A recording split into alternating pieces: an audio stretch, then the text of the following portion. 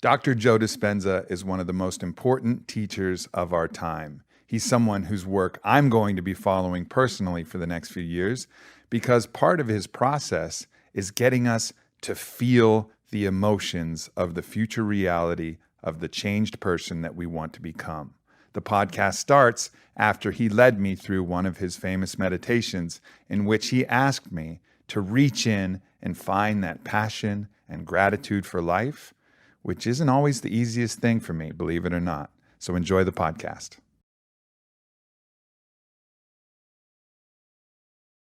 One of the interesting things that happens for me, and I've been so blessed, truly been so blessed with so many things in my life, but some part of me has restricted myself from really feeling that passion and love for the life that I live, even though it's played out like I wrote it down and dreamed it and it couldn't have been better. But some part of me has been holding back, maybe waiting for that next thing that's going to come that I have to be prepared for or whatever. And so when even going through this meditation, I feel that passion, I feel that love, I feel tears start to well in my eyes. And part of that is part of the appreciation, but part of that is linked with some sadness of like, wow, this was here this whole time. Yeah.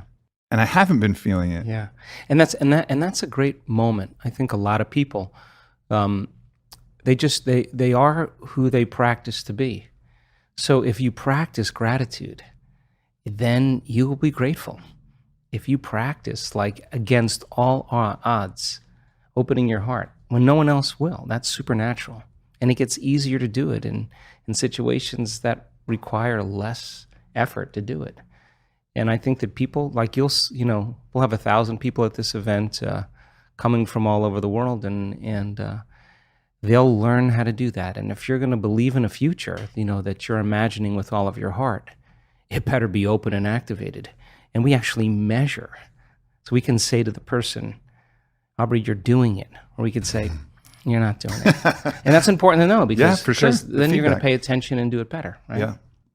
I think that's one of the real incredible things that you've offered the world is that so it starts with this mystical understanding that isn't brand new. I mean, Jesus said, pray as if it has already been done, which is putting you in the state of gratitude rather than state of hopefulness and the state of, I hope this happens and I am, in this spot, but maybe later it'll be there. Pray as if it has already been done. So it's that mystical truth, but then you combine it with the pragmatism of how you practice it, along with the science of how you measure it. And now it's something for our time, like something for everyone that we can really grab a hold of. Well, I think first of all, science is the contemporary language of mysticism. I think, if you're studying the life of Jesus as an example or Buddha, that was the language of the time, right? So here we are in a contemporary world, and science has become that language. So when you combine a little quantum physics with neuroscience and neuroendocrinology and psychoneuroimmunology and epigenetics, all of those different branches of sciences, the new sciences, point the finger at possibility. And in this particular work, I think that the more you understand what you're doing and why you're doing it, the how gets easier, because you can assign meaning to what you do. So then, this is a time in history where it's not enough to know. There's a time in history to know how. Because information is so readily available, you can gain information. You don't need an authority. You don't need a priest. You don't need a teacher. You don't need a governor. You can gain information without passing through some type of authority.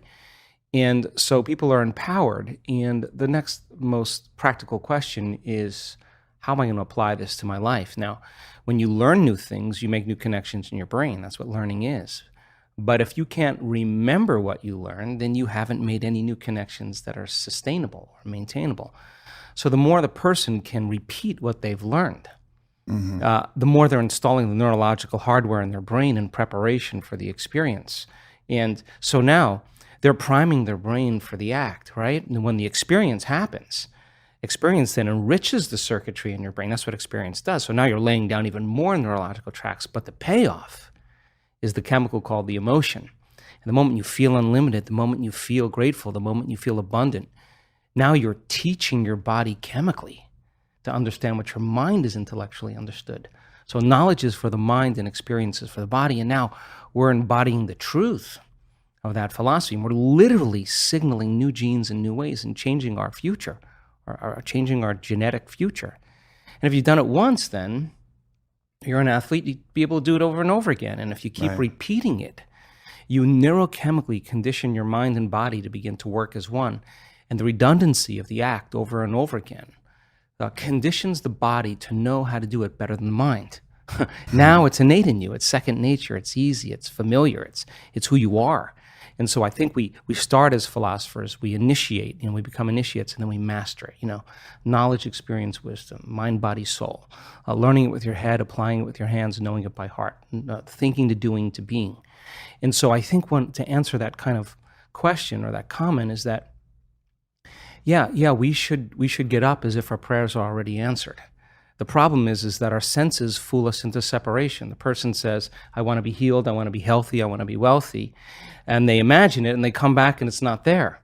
And when they see it, it's not there. The thought of their future creates the emotion of lack or separation. And if thoughts are the language of the brain and feelings are the language of the body, now you have mind and body in opposition. So then, if you think about something like appreciation or thankfulness or gratitude, when you are receiving something, when you just receive something, when something is happening to you in the moment, or something just happened to you that you enjoy, or you're surprised about, or is pleasing to you, you feel this emotion of gratitude. So gratitude becomes the signature, the emotional signature that it's already happened. Gratitude is the ultimate state of receiving. So now when the person combines a clear intention of their future and they open their heart and they feel the emotion of that future, their body is objective. It's the unconscious mind. It doesn't know the difference between the actual experience in their life that's creating the emotion and the emotion that they're fabricating by thought alone. In that moment, their body is believing it's in that future, in the present moment. And the stronger the emotion they feel, the more altered they feel inside of them, the more they pay attention to the picture in their mind. And we could say then that they're beginning to remember their future. And biologically, it's the same as remembering your past. So if you keep practicing opening your heart and you keep combining it with a clear intention, then the thought and the feeling changes your state of being. Which means then, if you keep doing that over time, you'll feel like your future has already happened. Now, what's the significance of that? If you feel like your future has already happened, you stop looking for it. You're no longer waiting and wondering when it's going to happen or how it's going to happen. You feel like it's already happened. So now you take your foot off the gas, and you're no longer trying to predict or control or expect how it's going to happen.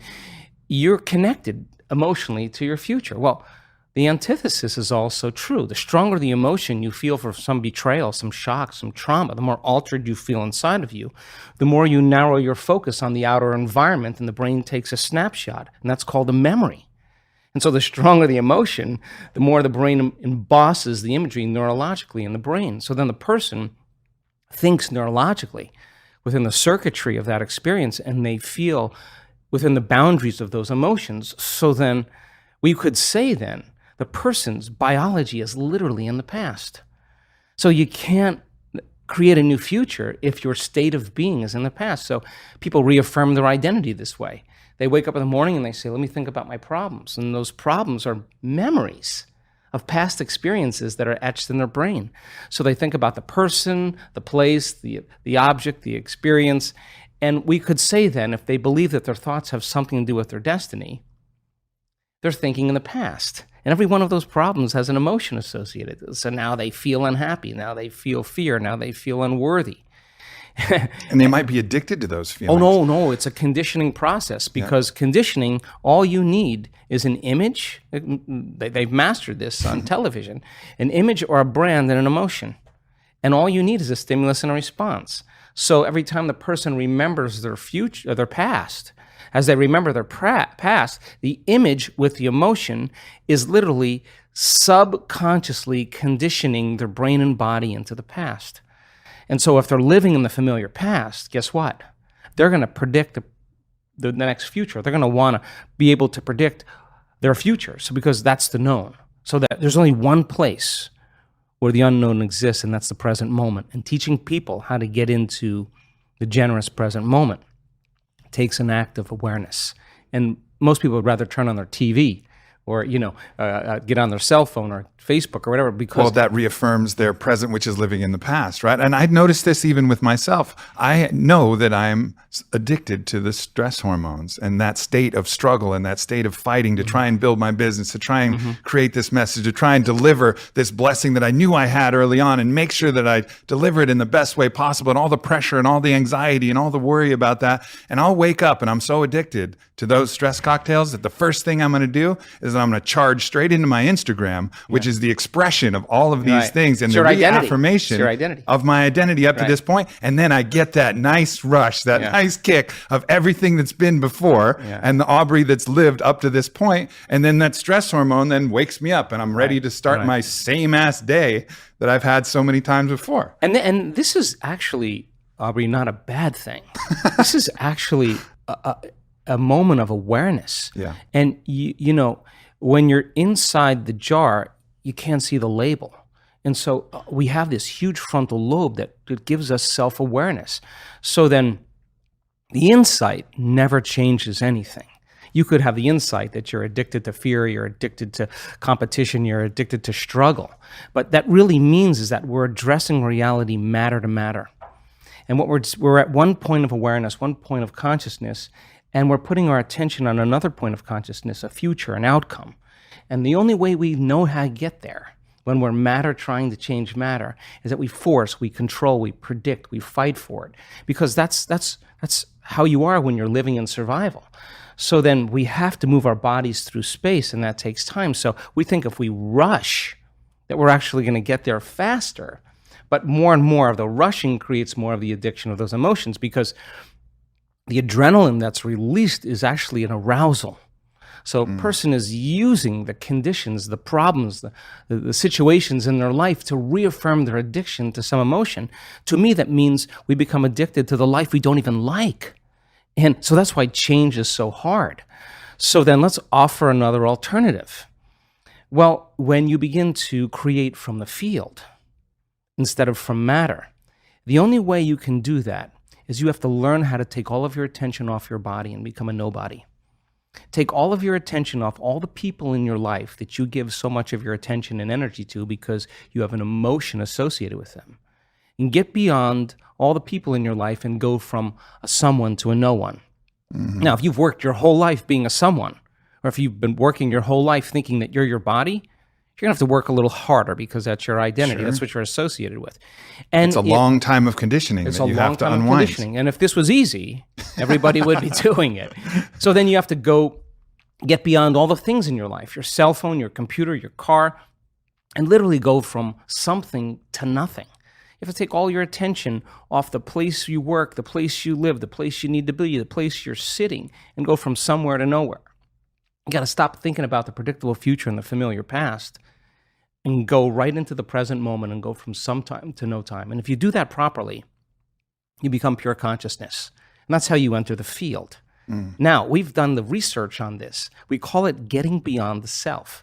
Now, once you are pure consciousness, you're taking all of your attention off this three-dimensional reality. Now, where you place your attention is where you place your energy. So if you've taken all of your attention off of everything material, there's only one place you're going to wind up, and that is the immaterial realm called the quantum field, an invisible field of energy that unifies and connects everything material. So now when you're creating from the field and you combine a clear intention with an elevated emotion, and you're connected and you feel connected, the suggestion of an alternative way to create is that when there's a vibrational match between your energy and some future reality, you actually no longer have to go anywhere to get it. You're actually the vortex, and you will collapse space and time and draw the experience to you. Now that, to me, is a lot more fun because the experience is the unknown. You can't predict when it's going to happen or how it's going to happen, because if you can predict it, it's the known. So then you have to lay down the very thing you use your whole life to get what you want for something greater to occur. Now that goes against generations untold of conditioning and a lifetime of habituation, believing that we're trapped in this material world. And yet I can say to you without a doubt that once you understand that formula, and once you know how to create that kind of brain and heart coherence, the side effect of that is a change in biology, neurologically, chemically, hormonally, genetically. We've measured it. We've seen gene regulation changes in 4 days. More brain coherence, more heart coherence. Your brain's working better. You're trusting your heart. It's open. There's different chemicals that are released. Oxytocin suppresses survival centers, resets the baseline of a person's trauma or shock. Your immune system goes up. Mhm. You lengthen your telomeres. We've measured that too. So you're changing the future of your body. You're extending your life. That's evidence, right? So we have the evidence to know that it could happen because we've measured it. But the real evidence is watching the testimonial of someone who says, I had stage 4 cancer. I was told as a 41-year-old woman that I wouldn't live for more than 2 months. And I have no evidence of cancer in my body at all. Or someone that's a physician who has Parkinson's disease that's tried everything from the medical route and has one transcendental moment, and their tremors and their pain are gone. And now they're chewing food, they're swallowing, they're blowing their nose, they're standing up on their own. That's energy affecting matter. So we have hundreds and hundreds of testimonials of people that not only healed their body, but created pretty profoundly magical things in their life. So you have evidence in the scientific world, you have evidence in the practical world, and evidence is the loudest voice right now. Yeah, it's necessary to overcome that bias of the rational mind that we develop to get us past these superstition, like the superstition stage where we were afraid of all kinds of things, and we relied on science to get us past that point where we could have something we could have faith in. And now that we can have the science that can harness the abilities and match up with the things that you're saying, that really empowers us to overcome that initial objection and allows us to empower our belief to actually reach that state. And the accelerator of that whole process is witnessing it. Because I'll stand on the stage. I did this just in our last week-long event in Cancun. And I watched a man stand on the stage and tell his testimony of his healing. I looked out in the audience. There wasn't a person in the audience that was thinking about anything else. They were witnessing truth right before their eyes, a miracle. Now, you see that and you look at the person, it doesn't look like a movie star, doesn't look like a vegetarian, doesn't look like they're buffed, doesn't look like they're different than anybody else. They just look like an average person. And the most common thought that happens when you witness that is, if that person can do it, so could I. And that drops the belief right away. You cannot go back to being the same person after you witness that. It's impossible. You're witnessing that type of transformation. And stroke patients that have had a paralyzed limb for years or been blinded by a stroke that have perfect vision again. And the scans from their physician shows a complete 100% recovery. Now, strokes don't heal if they don't heal in 2 weeks, according to the conventional model of medicine.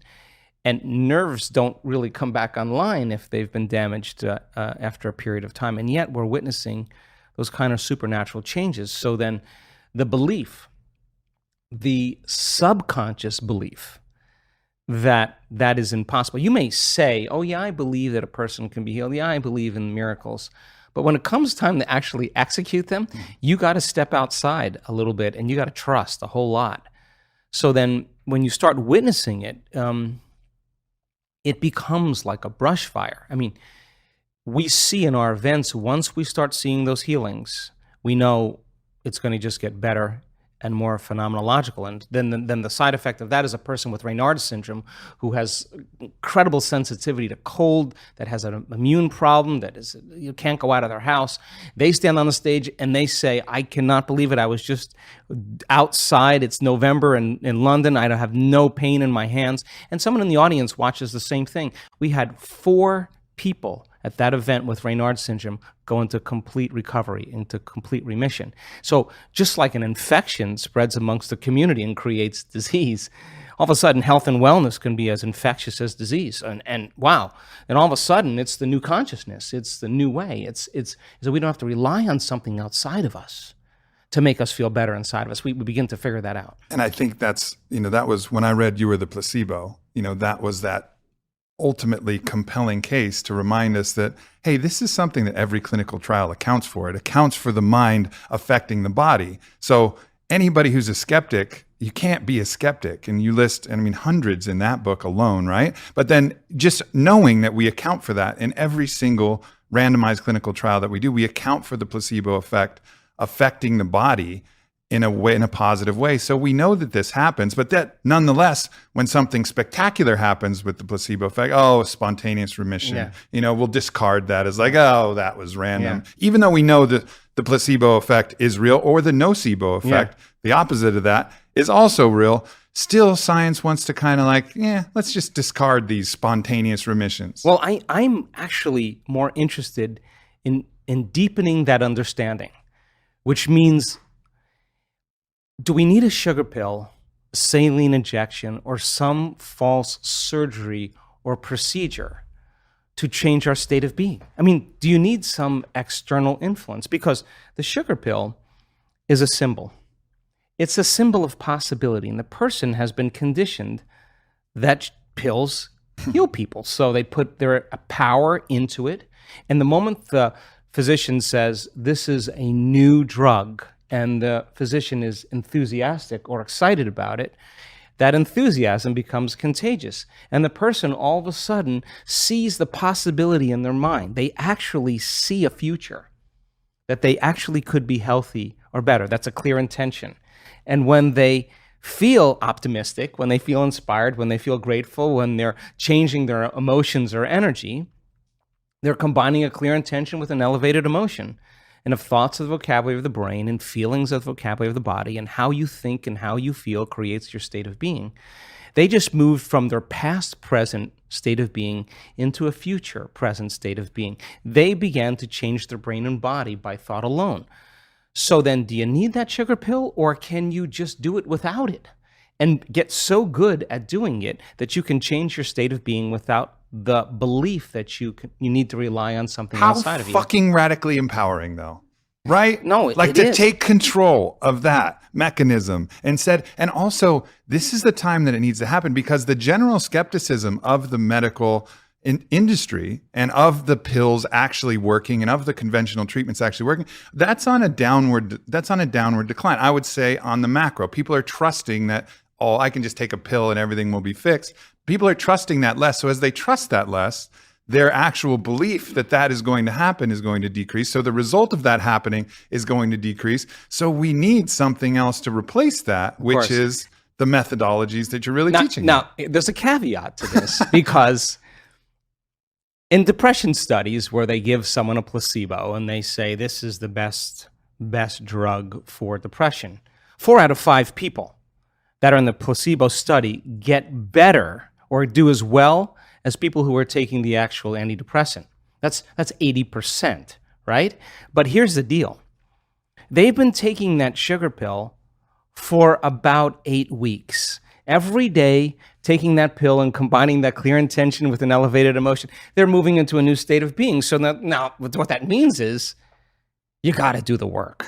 That means you actually have to practice sitting down, getting beyond all the people in your life, all the things you need to do, the place you need to. You got to get beyond your body wanting to get up and go because it's been programmed that way, and you got to tell your body, you're not getting up until I say. Now, this is when you come out of the bleachers and you get on the playing field, because now you have to go from the known self, disentangle from those programs, and exist in the unknown and possibility. So then the person who's combining the clear intention with an elevated emotion and not relying on some external or exogenous substance, they're doing it by thought alone, changing their state of being, I guarantee you it's going to begin to become a habit. And they're going to know when they're there and when they're not. And the word meditation means to become familiar with. So then the more you become familiar with how you feel in changing that state of being, the easier it will be for you to do it with your eyes open as well as your eyes closed. And if you go back to the old state of being, there's a good probability that your pain or your condition will come back. So there's this kind of waltz that goes on when people are learning how to heal and change. They take a few steps forward and then a few steps back, and then 3 steps forward and only 1 step back. And they got to practice self-regulating. They got to practice what they're paying attention to, what they're unconscious of. And if you stay with it for a long enough period of time, all of a sudden now the person reaches a point, we've measured what happens, where their chemistry changes so dramatically that they're literally in love with life. Now, imagine what happens when oxytocin is released in the quantities that we see. Oxytocin signals nitric oxide. Nitric oxide signals a chemical called endothelial-derived relaxing factor, and that's a big word or set of words that just means a chemical that signals the arteries in your heart to literally expand. And when they expand, you're getting more blood flow in there. And just like when your sexual organs are aroused and there's blood flow in there, now with the same intensity, you're going to feel it right in your heart, and it's going to be way bigger. And now the person's heart is wide open. Now, so here's the question. The person feels those emotions. Do you think they're going to want to judge somebody else in that moment? You think they're going to want to hold a grudge? They're not going to try to forgive. They're going to feel so amazing. They're not going to want to lose this feeling, and they're just going to say, "I forgive you. I'm not going to give this feeling up because of you." Now that's the side effect of true transformation. The side effect is a greater level of consciousness. The side effect is a greater skill set in life. And I think that when you start getting good at this, then all the things you thought you wanted, you no longer want, because when you're creating more brain and heart coherence, you feel more whole. And the more whole you feel, the less you live in lack. So how could you want many things if you feel whole? It feels like you already have them. And that's actually when you start to see those wonderful miracles, those synchronicities, those serendipities, those coincidences happening in a person. Those are experiences coming to them. That's the field dropping breadcrumbs saying, keep going, keep going. And there's a synchronization between that person's energy and their future. And the side effect of that are signs. And that's when it gets to be exciting, because every sign does what? It creates an enthusiasm and excitement. And you're kind of going, hey, there's another sign. I'm going to go do it again. So now you're not going, oh, I have to meditate today. Oh, geez, I got to create my life. You're looking forward You're to like, oh my God, I don't want the magic to stop happening. I'm going to get into it. And every synchronicity creates that elevated emotion, and you use that energy for the next creation, and people climb out of their lives, climb out of their pasts. Yeah. In the book, Becoming Supernatural, you talk about, and you do this in You Are the Placebo too, you talk about the mechanism by which our thoughts can affect our body. And I thought one of the interesting things that I never really thought about, you talk about the upregulation, downregulation of some of our gene expression, but we have this term that's been thrown around, junk DNA, where 98% of our cells are filled with this junk DNA. And then you just, again, like the spontaneous remission, science just discards that. But you say, what if this is just the raw quantum building blocks for whatever the fuck you want to build? Yeah. What if that's what that is? I mean, that's a great conversation for 2 bottles of wine in about 4 hours, which to me, I'd rather talk about that than talk trash about anybody else or any sports figure, because that conversation is what invites possibilities. So the body's a protein-producing machine. Every single cell in your body, except red blood cells, makes proteins. Muscle cells make muscle proteins, actin and myosin. Skin cells make skin proteins, collagen and elastin. Your stomach cells make stomach proteins called enzymes. Your immune system makes immune proteins called antibodies or immunoglobulins. Your eye cells make eye proteins called keratin. So your body's a protein-producing machine. And in order for those cells to make proteins, a gene has to be regulated. So then they used to say genes create disease. Lie. It's an absolute lie. There's a very small percentage, about 5 to 1% of the people on the planet are born with a true genetic condition like type 1 diabetes. The other 95 to 99% is created from lifestyle or behaviors. 2 identical twins sharing the same genome. One dies at 52, the other one dies at 88. Well, what happened there? It was the reaction to the environment that caused their genes to be switched on or upregulated to make a healthy protein, or downregulated to make a cheaper protein. And it turns out that when you're living in stress and living in survival, you're living in emergency mode, and that's not a time for growth and repair. Yeah. That's a time to mobilize all the body's energy, all its resources from some endangered situation, real or imagined, in their life.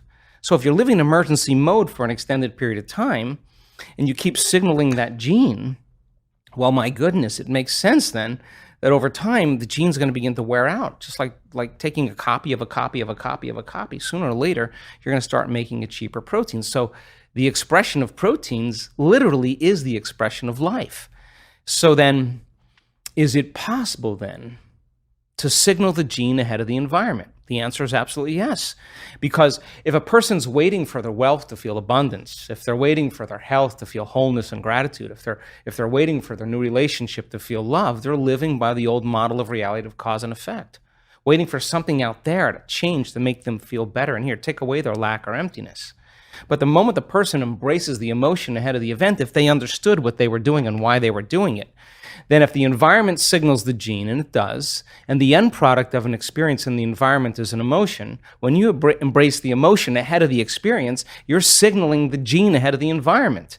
And if genes make proteins, and proteins are responsible for the structure and function of your body, you begin to become that very person. So it's not our wealth, it's not our health, it's not our new relationships, it's not the things we accumulate, it's who we become. Yeah. So we overcome the old self, which takes a great act of will and awareness, and we become somebody else.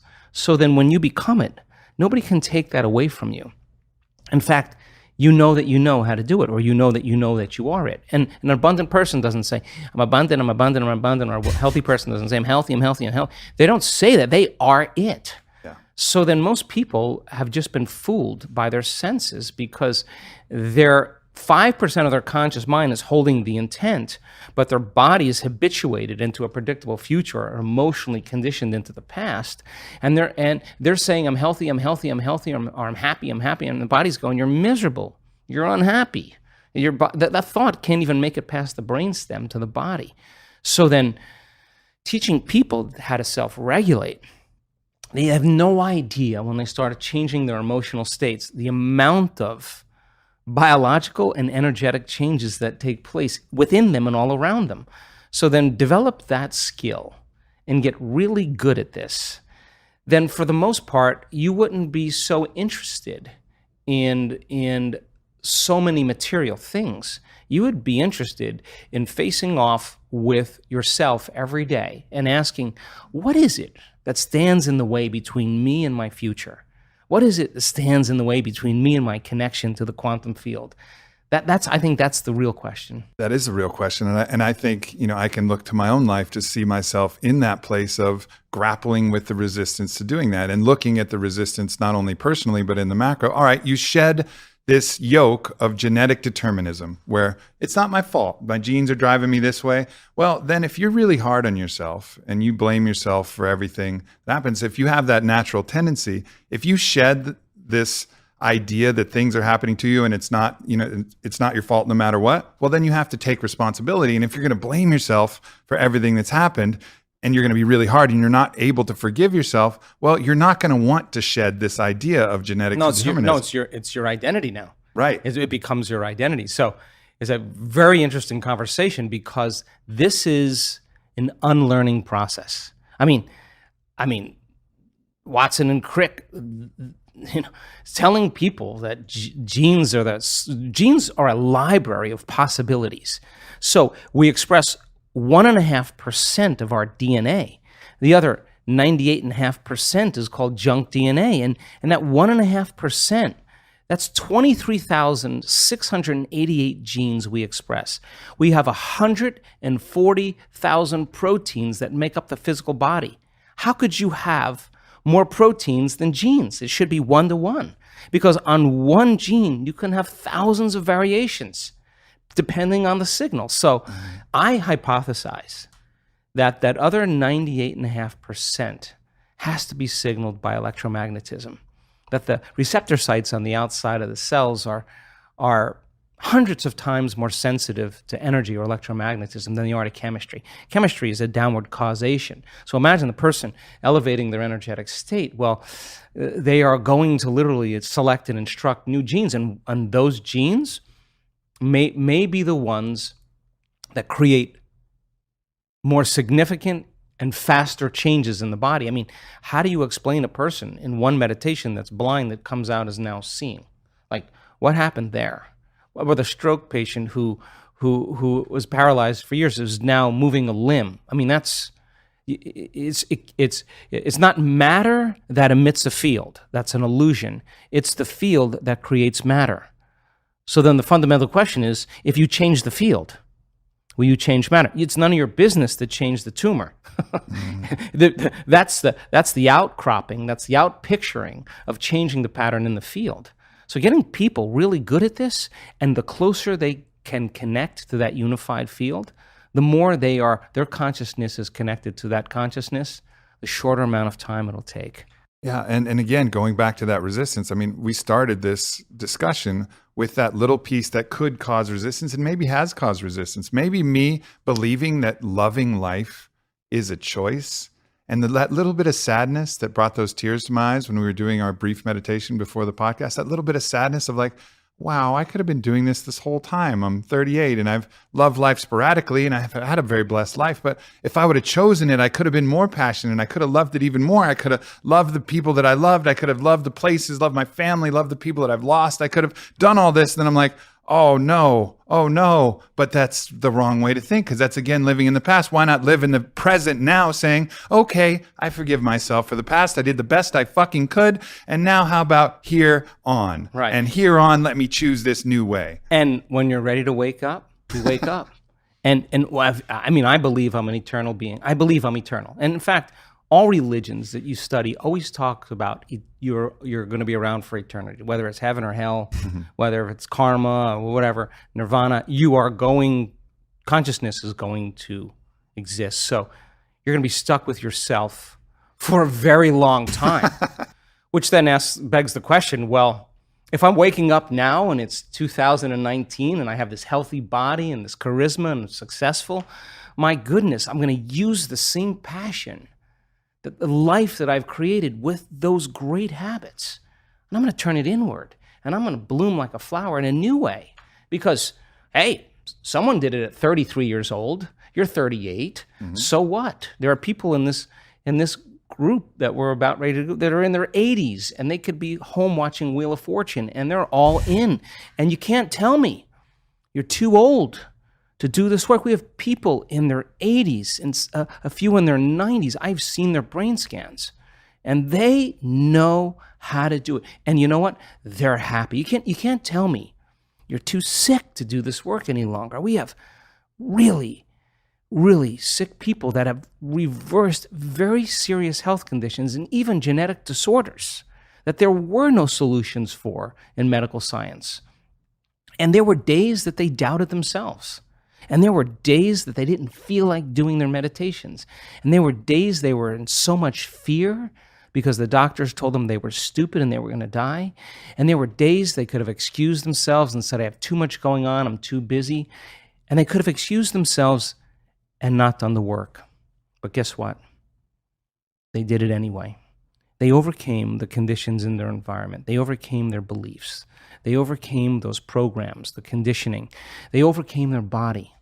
They overcame their fear.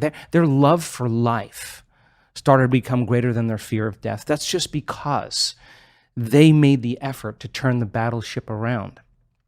And you can't even tell me that you're too overweight or too underweight or too out of shape. I've seen it on all shapes and sizes. You can't even tell me that you never meditated before. In fact, many times people who have never meditated before have the most profound readings because they're not trying to do anything or expect to do anything or doing it their way. They're just following what you tell them to do. And in their innocence, they run right into something really big. So what? At 38 years old, practicing this, you could say then my new goal is to live for 150 years in a body that's 38 or 48. And we're measuring telomeres. We have people, many people, their biological age is way different than their chronological age. They don't care that they're 38. Their body tells them they're 28. And why? Because they're working with down-regulating genes for disease and up-regulating genes for health every day. Why? Because they understand that they can. And if you don't understand that you can and you're ignorant, then it doesn't work. So then people who actually say, I'm going to experiment, I'm going to become the scientist with my life. I'm going to measure the effects of me at cause. That's how I live. I say, all right, I'm going to change my energy. I can tell you, nobody changes. In all the years I've been doing this, nobody changes until they change their energy. And when you change your energy, you change your life. And why not every day, instead of getting up and searching for your cell phone? 86% of the people that have a smartphone, the first thing they do when they wake up is they do their WhatsApp, their text, their Facebook. They take a picture of their feet, they post it on Facebook. Then they do their Instagram, take a picture of their cat, and then they link in and then they check one email, the other email, they check the news, and now their attention on everything known in their life. They reaffirm their identity, and then they go through all those routine behaviors. 95% of them, they're not even present and conscious of. There's just a group of them. Or they're remembering their problems in their past. That's how they start their day.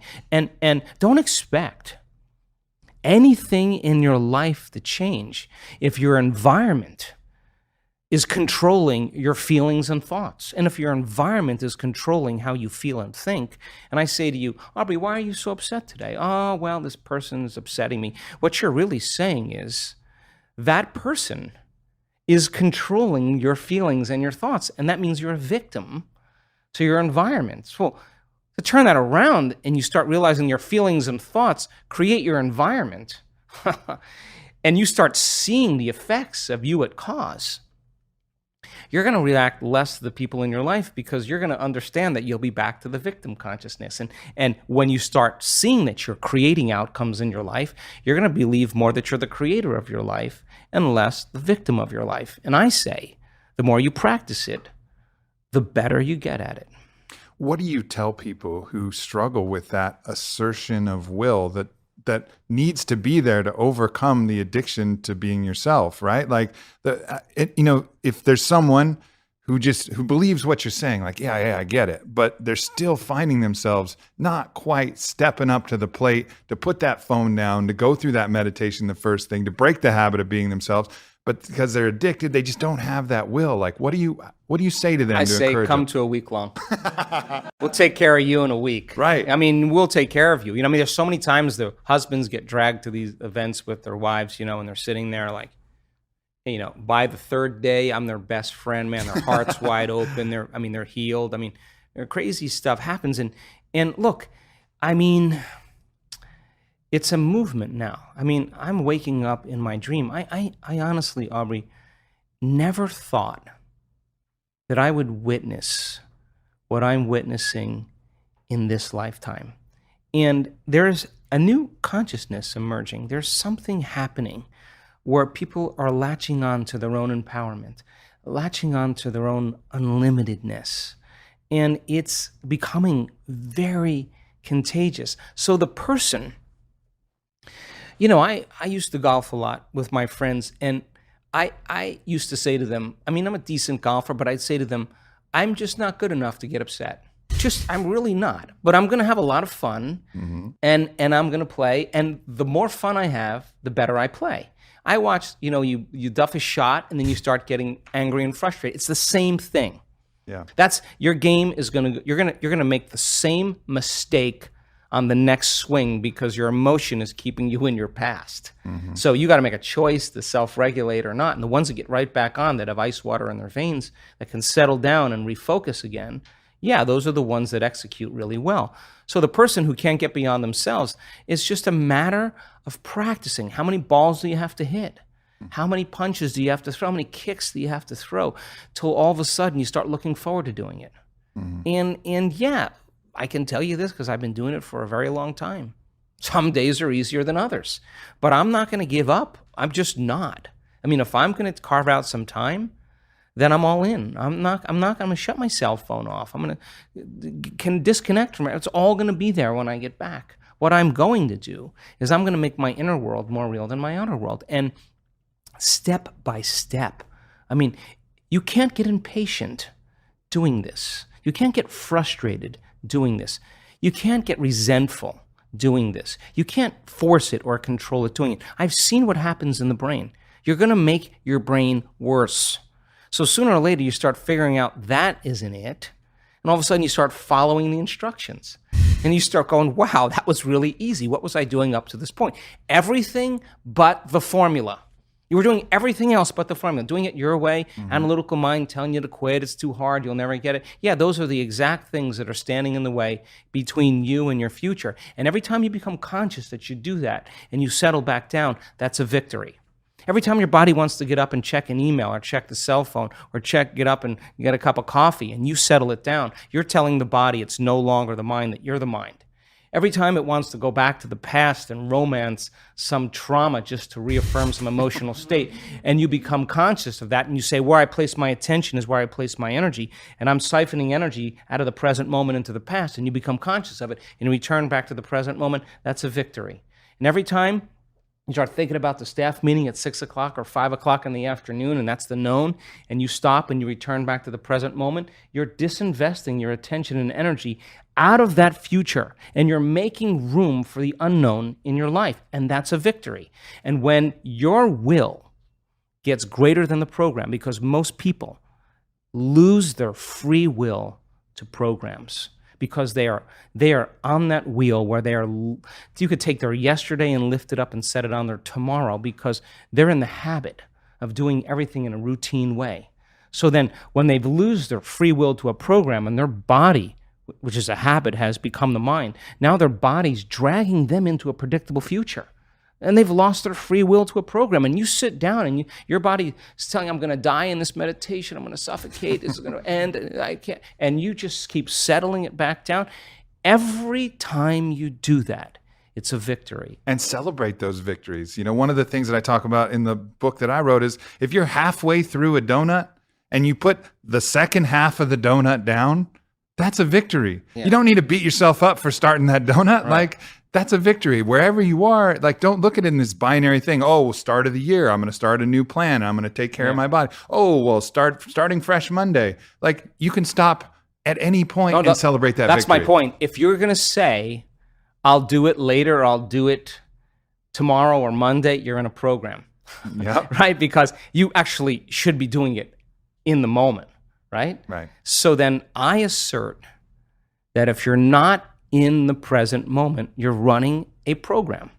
And so the more, listen, paying attention is being present, and it's a skill. And you know when someone's present with you in your life because they're paying attention to you. And you know when they're not present with you because they're not paying attention to you. So then imagine you're going to create and you're not present. How could you miss the moment of creation? You then are in the known. You're in the familiar past or the predictable future. So that sweet spot of the generous present moment, if you keep practicing overcoming your body, overcoming the conditions in your environment, and overcoming that predictable future and the familiar past, and you keep working for the present moment, you are going to develop the habit of being present. And if where you place your attention is where you place your energy, and you're in the present moment, you got a lot of energy to use. You got a lot of energy to execute. You got a lot of energy to design a destiny with. And I invite people to look back at their own life and look at the spontaneous moments where this has happened, because I can literally attribute pretty much every single successful experience of my life, every single great experience, from a moment in which I created that idea. I had that inspired feeling. I had that feeling like, oh, this is gonna be big, and that flood of emotion and that confidence in that, and that it would happen somewhat spontaneously and somewhat serendipitously, and then the result would be on it as a company, or the result would be my book or the relationship or something great that would happen. But I never really harnessed the control over it. I just utilized what kind of happened by happenstance. And maybe I would do a few things to put myself in the right place in the right time to make this happen a little bit more reliably. But no doubt that all of the good things that have happened have come from that formula. Now, if I can take control of that formula, oh, shit. Yeah. Well, look, I mean, I'll be the first person to say that we already know how to do this. Yeah. We are wired to be creators. We already know how to do it. You just made up your mind that it was more important than anything else. And you have that vision, you have that possibility, and the moment you feel that emotion, you're connected to your future. And no person, No thing, no experience will stand in the way between you and that future. And it's feeling connected to your future, feeling the inspiration, the joy, feeling the exuberance, the love for your future every day is going to, just like your body follows your mind to the coffee maker, to the toilet every morning, to the known, your body is going to follow your mind right into that future because that's where your attention and your energy is. So then, yeah, if it isn't happening in your life, then there's some emotion. There's some unconscious attitude or thought process, hardwired.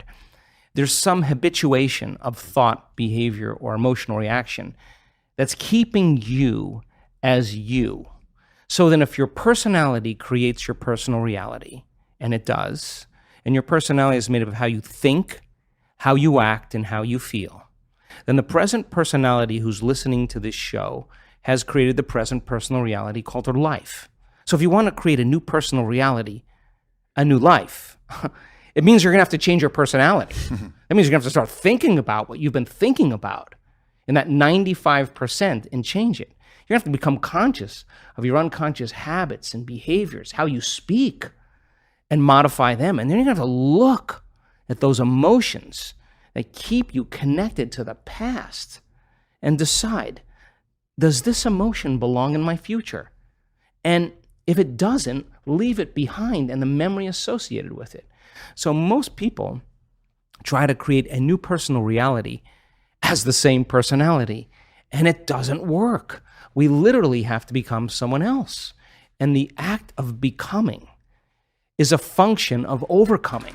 So that means you got to light a match in a dark place. And when you sit down and all of a sudden you hear those voices, I can't, it's too hard, I'll never change, it's my ex's fault, it's my boss's fault, I'm too this, I'm too that, I'm too old, I'm too tired, it's too late. And those are the thoughts that are the boundary of the known. And now you're stepping out into new territory, and the body that's been conditioned to be the mind emotionally is saying, don't leave the known here. Stick with guilt. It's much better. Stick with suffering. At least you can predict it. And yet your conscious mind is wanting to go for a ride, and your body's going, whoa. So then it may take a little time to help the body out of the past. It takes some time, right?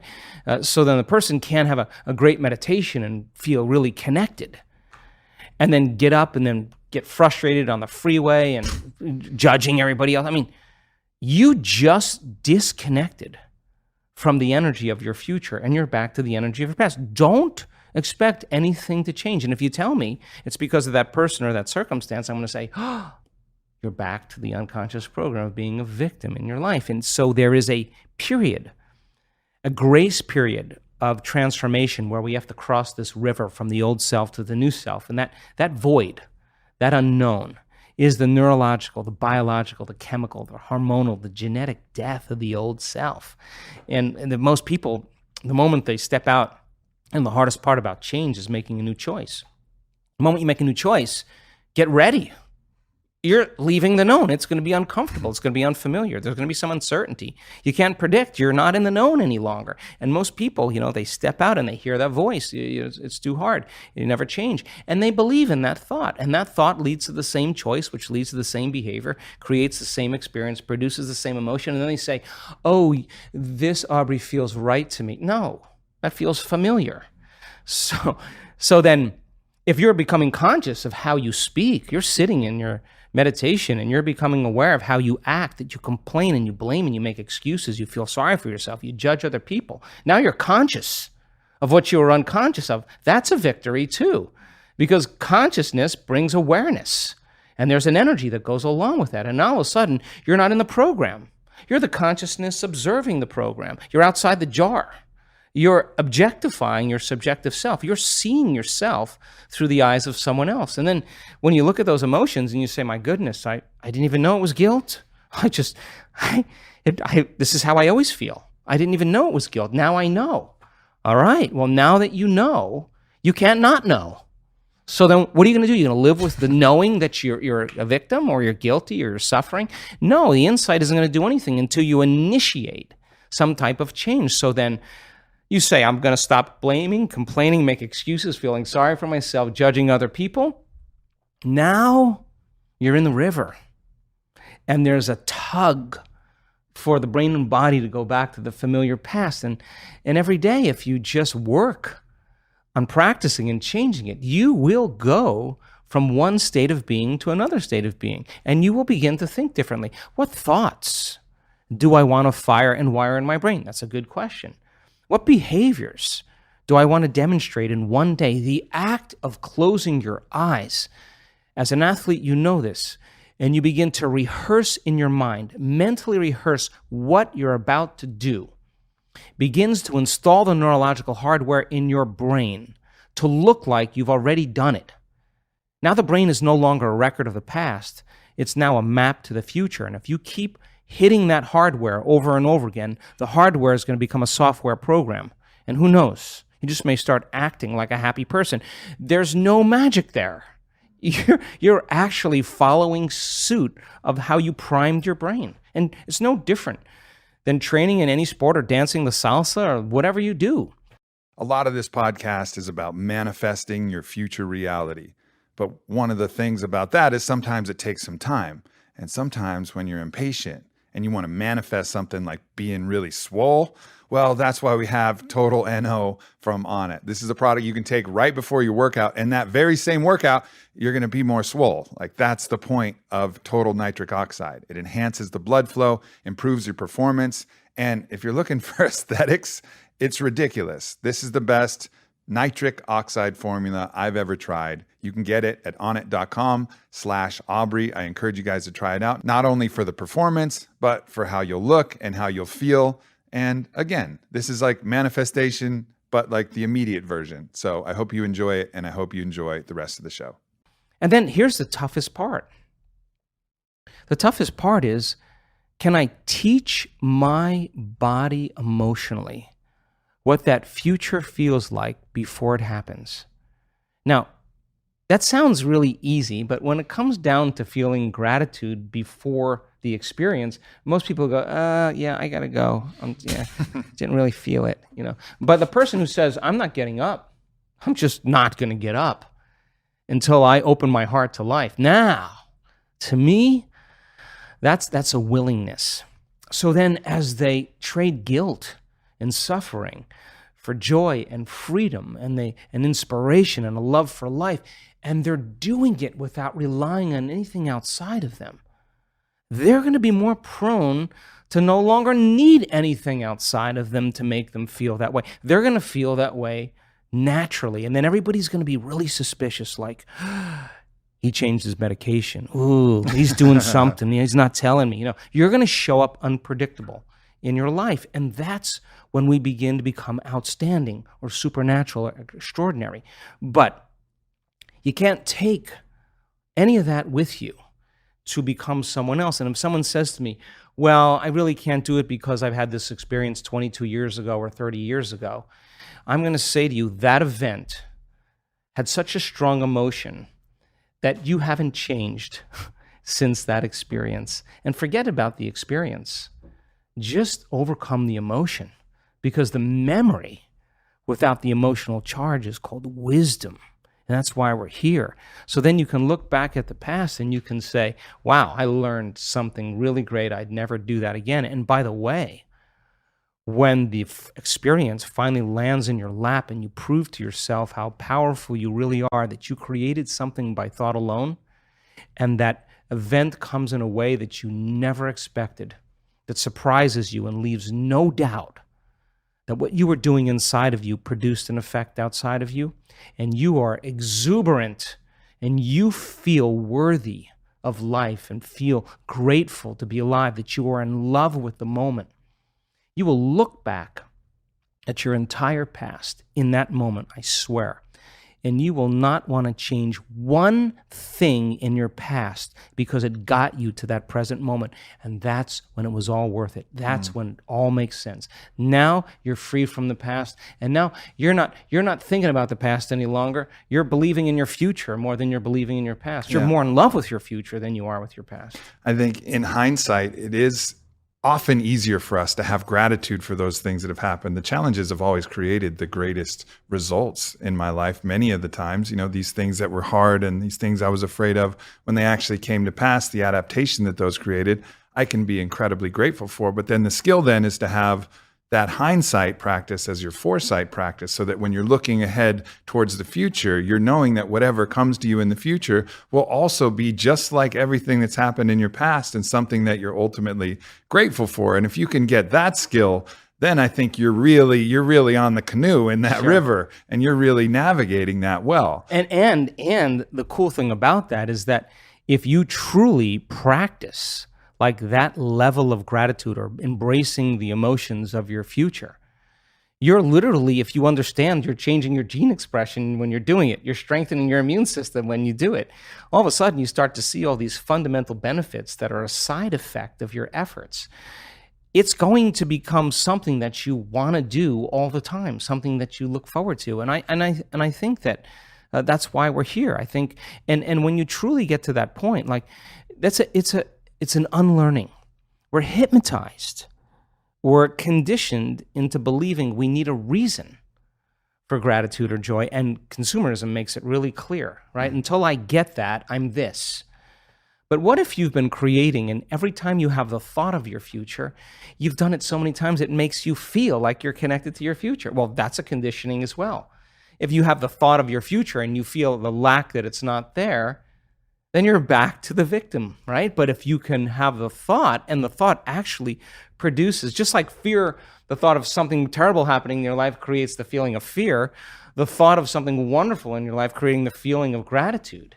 Then when you think about your future, you begin to emotionally condition your body into that future. Now here's the payoff. Thoughts are the electrical charge in the quantum field, and feelings are the magnetic charge in the quantum field. And how you think and how you feel broadcasts information and energy into the field. So into the collective field. Into the unified field. So the question is, what are you broadcasting every single day? So then, we know that once you begin to self-regulate and you begin to open your heart, just in that small exercise that we did, the act of creating that kind of coherence in your heart begins to produce a measurable magnetic field up to 3 meters wide. That heart is actually producing a resonance. That energy, that frequency carries information. And when your heart is open, this is our center of oneness. This is our center of wholeness. This is the union of polarity and duality. This is the connection of opposites. So when the heart starts to become activated and we start to feel whole, and it begins to put that energetic pattern into the field, that frequency can carry the thought of your health. It can carry the thought of your wealth. The frequency of suffering carries different thoughts. It can't carry the thought of health. Is that so? Projecting that electromagnetic frequency into the field, into the collective unified field, is that the fundamental causal response of that thing attracting back towards you? So let's say you project that thing. Let's say it's outside of your body. Like, I think understanding how the gene expression works and understanding how you can heal your body is one thing, but how do you manifest that external thing from happening, that job offer from happening, that thing? You're projecting that out into the field, but what is the response mechanism that actually calls that back to you? Wow, we need 3 bottles of wine in 3 hours for that. But let's make it really simple. 70% of the time, people live in survival, live in stress. And that invisible field of electromagnetism that's surrounding the body, that resource of energy, is going to be squandered into chemistry. And every time you react, the field around your body shrinks a little bit more, and you become more matter, less energy, more particle, less wave. And then the hormones of stress cause you to narrow your focus on the cause. So when you narrow your focus on the cause, you're focusing on the particle in quantum physics, matter, and your senses are so conditioned into focusing on matter that you're beginning to experience separation. So the more I live by the hormones of stress, the more I have separation. There's separation between me and you, and my senses are fooling me into it. But the unified field says there is no separation. So then, if you're addicted to those emotions and they're heightening your senses, that's what they do in survival, and you become a materialist, and your field around your body shrinking, then you're going to feel separate from the quantum field. And it's going to take a long time for you to create what you want, because you're separate from the field and you will be matter trying to change matter. So the moment you begin to activate this center, this is our connection. This is our first connection to the unified field. The moment energy moves into this center, and we've measured this, the field around the body expands, and once there's energy in the heart, guess where it goes? Straight up to the brain. The heart acts as an amplifier and literally begins to increase energy in the brain. So now, once that field begins to expand and you get beyond, you take all of your attention off your body, off the people in your life, the things you own, the place you need to be in time itself, and you become pure consciousness, and you take all of your attention out of this three-dimensional reality, out of the known, and you start putting your attention on that field. There is a technique that we teach to do that, and you begin to feel connected from that field. Now, the faster the frequency, the higher the emotion you feel, the shorter amount of time it's going to take for it to appear in your life, because the faster the frequency, the closer you're getting to oneness and wholeness. So then when you teach people how to get beyond all of the elements in this three-dimensional reality and begin to open their heart, that frequency is their connection to the field. The moment they open their heart, they become more energy than matter, more wave than particle. And now that becomes the amplifier that begins to generate a whole new set of thoughts, a whole new consciousness. And that heart center then makes us want to serve, makes us want to take care of one another, to inform one another, to help one another, to give to one another, to heal one another. That's what creates unity. We know this to be the case. We've taken 1,000 people in a room. We've set 50 people in the front of the room wearing HRV monitors, heart rate monitors, and we've told the entire audience to move into heart coherence and brain coherence and have the intent for the greatest good for the people sitting in the front of the room. And in a matter of seconds, all their hearts go into coherence at the exact same time, in the exact same day, in the exact same meditation. They're being influenced by energy, and their autonomic nervous system is being entrained to a new frequency.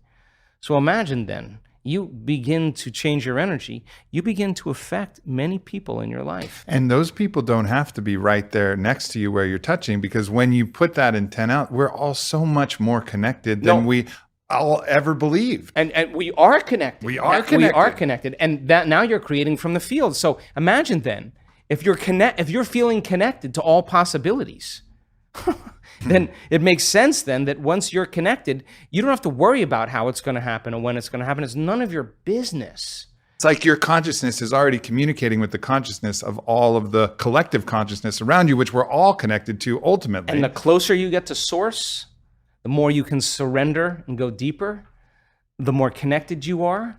Then how it plays out in three-dimensional reality, leave it up to the greater mind and just live as if your future has already happened. Try it out. I mean, see what happens. Yeah. So there's some parts where this starts to get into that kind of the weird territory here. And I want to take a little time here at the end to talk about this. And you mentioned it in your book, and I've heard from people who've been to your workshops. Some people who get into really slow delta frequencies start to have very mystical experiences. You've talked to yourself about, you told the story of one experience where you actually visualized your pineal gland and the mouth of it opening up and spilling out this frothy white thing, and you stopping time and understanding and seeing time. And these are the classic psychedelic experiences that we use other different compounds to get to, but you're reaching that state in meditation through your practices, through your visualization, and some very interesting things are happening. Sure, yeah. Well, first of all, if we have those receptors in our brain, it must mean our brain is capable of making those substances. And so there's 4 states of consciousness. There's wakefulness, there's sleep, there's dreaming, and then there's a transcendental moment. And when you've had enough of everything in this 3D world and nothing new is happening, you start wondering if there's something else. And so for me, you have a few mystical moments when you're a kid or in your early part of your life, and you start chasing that experience. And so for me, I wanted to understand if there was a bridge between that world where there are infinite number of dimensions in this three-dimensional world that we live in. So my interest in explaining this mystical science of the pineal gland is really thinking of the pineal gland as the brain's radio receiver. And it can only be activated through a certain process. And we have the most beautiful brain scans to show that we're seeing a trend. That when a person begins to take their attention off of everything material, three-dimensional reality, a narrow focus on matter, a divergent focus, and they begin to broaden their focus, they begin to open their focus and create what's called a divergent focus. When they do that properly, the act of opening their awareness and putting their attention on nothing begins to suppress this thinking brain and slow brain waves down into alpha, but not just any kind of alpha, very organized, coherent alpha. And now we're seeing the beauty of when they really can just allow their body to rest and almost fall asleep and keep their mind awake. There's this door, there's this opening. And when they silence the activity in the neocortex, they get beyond their analytical mind, their thinking brain, that memory bank of the known self. And if you're in theta, there's very little brain activity there, so you're aware, you're kind of conscious in your subconscious mind. Now, we start to see very profound patterns where theta levels, and even delta now, become the primary frequency in the brain. And not just a little theta, not just a lot of theta, like a lot of theta. And when you see that way outside of normal, we now know what's about to happen. We now know in the next instant there's going to be an arousal. And now the sympathetic nervous system switches on when you feel pain, when you feel fear, and when you feel anger or aggression. And it's mostly survival stuff. But when this latent system switches on and the sympathetic nervous system switches on, the arousal that's created is energy moving from the body right up into the brain. And when that gate at the brainstem called the thalamic gate opens up, and that energy rushes all the way up into the pineal gland, the moment that happens, the brain goes into what's called gamma brainwave patterns. Now, the amount of gamma that we're measuring is not a lot, not a real lot, not a super amount of a lot. It's like Hulk levels. Like extraordinary amounts, like hundreds and hundreds and hundreds of standard deviations outside of normal. Now, the amount of coherent gamma in the brain in that moment is a sign the person's having a very subjective experience that we're measuring objectively. They're having a full-on sensory experience without their senses. And whatever's going on between their ears, the vision that they're having, they're not visualizing. It's happening to them. In other words, if your senses were heightened by 25% right now, everything you were seeing, hearing, smelling, tasting, feeling, if your senses were heightened, your awareness of everything around you would be heightened. And awareness is consciousness. You can't have consciousness without energy. So now, all of a sudden, the energy in the brain goes way up. And the person now is literally in a whole nother world. They're in another dimension. That's why the pineal gland is called the third eye, because it's a profound vision. Now, once the autonomic nervous system switches on and it goes into gamma brainwave patterns, that radio receiver has tiny little calcite crystals, stacked rhombohedrons that are on top of each other. And those crystals begin to shimmer. They begin to oscillate. And now the radio receiver is activated. And now all you got to do is keep this mechanism suppressed and tune into frequencies. And all those frequencies carry information. And when the brain latches on to a frequency, the pineal gland acts as a transducer. And a transducer is no different than a TV antenna that takes one form of energy, frequency, and turns it into, or transduces it into imagery. And the pineal gland begins to release upgraded versions of melatonin. And melatonin already causes us to dream, but now you're going to really dream. It already causes us to relax, but now you're going to make a benzodiazepine. You are going to chill way out. You are no longer going to be in survival. The melatonin is already an antioxidant, but you're going to make two of the most powerful antioxidants known to man: anti-cancer, anti-aging, anti-heart disease, anti-stroke, anti-neurodegenerative, anti-inflammatory, antimicrobial. 2 molecules release the same chemical in the brain that hibernating animals produce. No sex drive, no appetite, no preoccupation with the outer environment. That means you move out of survival, the body goes into stasis. The body can dream for as long as you want. And now, all of a sudden, you start to release the same chemical found in electric eels. What is that? The nervous system is going to become electrically activated. The amplitudes of energy are going to go up in the brain. There's going to be a profound firing. And then you make that one amazing chemical called dimethyltryptamine. And that begins to switch on. And what happens is you no longer move through space to experience time. You move through times and you experience dimensions or spaces. And the biggest lie that we've ever been told is that we're linear beings living a linear life. We are dimensional beings living a dimensional life. And when the doors of dimension open to you and you get a glimpse of how big this really is, you are going to care less about politics. You're going to care less about who's famous and who isn't, because you're going to realize you're all of that and more. And all of a sudden now, we have people that have switched this system, this latent system on, and they have a greater understanding of who they really are. And it all of a sudden shows that there is no past life. They're all happening now. I don't know how else to say that. And when we activate this latent system, the information that's being translated into profound imagery, that experience, that rich experience enriches the brain. Now you're laying down circuits for something that has nothing to do with the material world, and that experience produces an emotion, but the emotion is not going to be guilt or shame or unworthiness or fear. The emotion is going to be ecstasy or bliss. And the stronger the emotion you feel, the more you're going to be paying attention to those pictures in your mind. And literally, you're going to begin to rewire your brain for the mystical. And when you open your eyes and you come back to your senses, you're going to see a broader spectrum of reality. You're going to begin to see what has always existed, but you didn't have the circuits in place to experience them, because we don't see things how they are. We see things how we are. So now the person all of a sudden opens their eyes, and I've had this happen.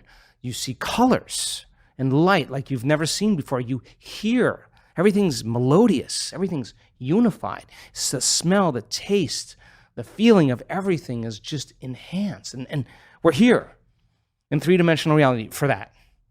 I mean, we're here to really experience life fully. I mean, that's why I'm here. That I'm not going to be guilty. I'm not going to be sad. I mean, how many times have we done that? I mean, that mystical moment, when you have that experience and you begin to perceive in a whole different way, and you connect to that intelligence, you will see that energy, that intelligence in every human being, in everything around you, and you'll feel more connected and less separate. And I think that's why we're here. No doubt that changes the whole game. That changes the whole game board. And the more of us that light up in that way and feel that thing, the more the collective is informed with that same information, the more it becomes available. So it becomes this game of momentum. It's a footprint footprint for you to step into. And as we've seen that, we've seen the footprints of people who have healed themselves of cancer, and it's in the field, and they step into those same footprints. But we also have evidence in three-dimensional reality, and you see the woman who's now MS free, and now the evidence in three-dimensional reality says, I have permission to do it. So it's in the field, and it's in three-dimensional reality, and it should be in both. That's the evidence we need to know that it's possible. And the cool part about it is that nobody is excluded from it. So, I think one thing for everybody listening to know is that you describe some of the techniques in your books. You also have audio tapes with some of the meditations, and then of course the workshops. If you really want to dive into this, you have the schematics for how to get in this, even for the something that mimics what Kundalini practice would be, squeezing the energy up into the brain to create these kind It's of been pineal around responses. for thousands and thousands of years. Yeah, so you have the schematics, and I really encourage everybody to check that out. I had one question, though, that I thought was interesting. So if you read Stoic philosophy and you look at some of the samurai literature, like the Hagakure, they talk about premeditation, or they talk about dispelling their fears by going into the fear and then surrendering to that fear and unwinding the fear that held. And that's been something that's been important for me in my process. My first ayahuasca journey was taking me through all the ways that I could possibly die, eventually landing on cancer, which was the scariest for me, until I surrendered to that fear and then released it. And my fear of death has been ultimately dissipated from that. What is your thought on, because obviously this is putting yourself in somewhat of a negative reality, but it has somewhat of a positive result in that it can allow you to dispel the fear that you're actually experiencing, as long as you don't get stuck there. Sure. Well, modern psychology calls it systematic desensitization. Mm-hmm. What you do is, if you want to desensitize someone to a fear of something, you have them imagine being in it and working on practicing surrendering to the fear or getting beyond the fear, relaxing and calming down. And so you're breaking, it's called inhibition. You start inhibiting that conditioning process because you're having the thought and you're choosing to not feel that emotion or begin to self-regulate a new emotion. And the research shows that if you do that properly, there are afferent fibers from the heart that go right to the amygdala, straight to the amygdala. And what it does is it shuts the lights out for fear. It lowers the volume for pain and suffering, and it cools off the circuits for that kind of tenacity and aggression. And what happens is you get this resetting of a baseline. And so now the person is more safe, that they're not anticipating the next threat, the next danger. They're not looking around the corner for the predator. Their body's not in that vigilance. Their body's more in the present moment. And so you begin to desensitize yourself when you confront the fear, or you confront the possible scenario, and you begin to choose a different emotion, or you break from that emotion. And because people do they do the opposite really well. They think about the worst thing that's going to happen to them in their lives, and then they say, no, it could even get worse. And they begin to emotionally feel the fear before it happens. And they're conditioning their brain and body to subconsciously become the mind of fear. Do it enough times, and your body is going to have a panic attack without you. Try as you may to control it with your conscious mind.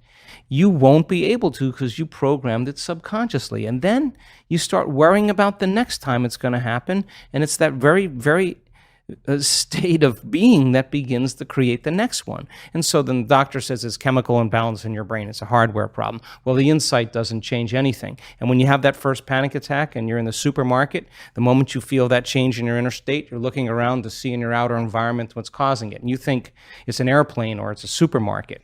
And so then, you take the drug, but the drug doesn't heal the condition. In fact, you'll still stay away from supermarkets or airplanes. So then it's a software problem. Your father was overbearing, was a perfectionist. He was really hard on you. So now you have the insight. My father was overbearing. Does it heal it?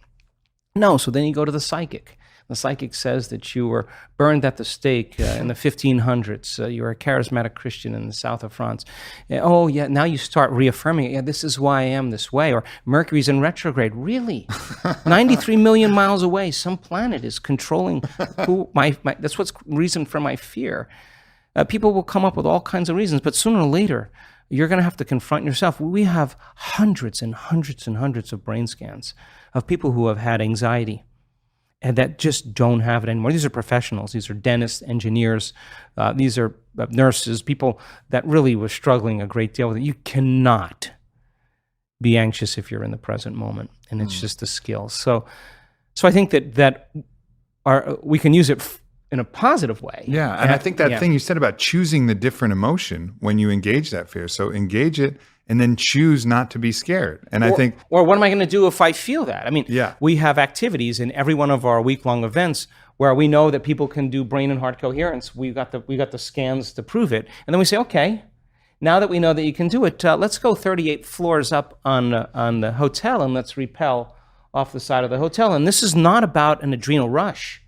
This is actually about the opposite. We got heart rate monitors on them, and this is the moment. This is a moment when you're standing up there. Can you breathe? Can you stay in your body? Can you relax? And the more you rehearse, I always say to them, what are you going to do when you get up there? Because if you don't know what you're going to do up there, you're going to throw a program in there and you're going to get fearful and go unconscious. But if you can stay conscious and you're reviewing what you're going to do and you start practicing, you're priming your brain and body for that experience. So what's the significance of that? Overcome that in brain and heart coherence, you'll walk into your life and you'll use the same thing in the same circumstances when you're faced with fear in your life. And you won't be gripped by it. And if you just went off 38 floors in heart and brain coherence and you mastered it, you probably will look at the problems in your life as so much less intimidating than what you just did. And people leave their fears. So we want to put them in situations that would normally evoke a strong emotion or a program and say, yeah, that's natural, that's normal, but what would supernatural do? So let's practice that. And so we have a challenge activity. That's where I just came from. And again, putting people in those situations where they don't think they can go any further, and then they go further. And that's what we want them to do, because going further means they're going against thousands of years of programming, thousands of years of fear and conditioning. And when it happens, they're liberating energy. And that's available energy for them to heal with. That's available energy for them to create a new life with. Well, and this podcast, hopefully did that for many people as well. Gave them the permission to choose a different reality, to choose something from the quantum field of infinite possibilities, to choose something that suits them in this experience and this opportunity to live in this body with these beautiful people around us and everything that we have available. Like, let's choose something that really fills us up with that love of life, that passion, that joy, that sense of assisting and helping everybody else, community, collectively, everybody that we're connected with. Let's choose that. Let's choose that thing, all of us. And we have the power. And I think, just the deepest gratitude to you and your work for helping show the way to so many of us. Thank you so much. And thank you for your great work also. Thank you, brother. And thank you, everybody. Goodbye.